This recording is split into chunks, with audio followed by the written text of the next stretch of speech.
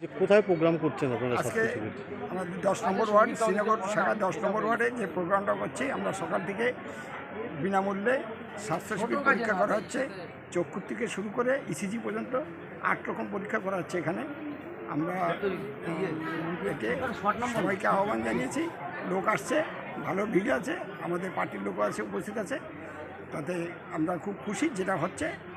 আমরা খুব এটা কি সাধারণ গরিব মানুষের জন্যই করা হচ্ছে না প্রোগ্রাম চলছে? আমাদের এখানে ডিওয়াইএফআই, এসএফআই, পশ্চিমবঙ্গ বস্তি উন্নয়ন সমিতি এবং গণতান্ত্রিক মহিলা সমিতি 10, 11, 12 নম্বর ওয়ার্ডের পক্ষ থেকে একটি স্বাস্থ্য শিবির অনুষ্ঠিত হচ্ছে।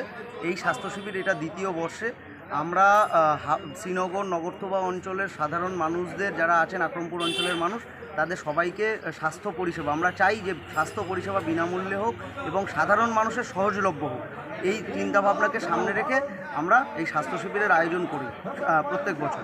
এই কী পরীক্ষা চলছে এখানে আপনার সুগার ফাস্টিং, সুগার পিপি, সুগার র্যান্ডাম, তার সাথে চলছে আপনার হিমোগ্লোবিন, ক্যালসিয়াম, আপনার তার সাথে ইসিজি চলছে।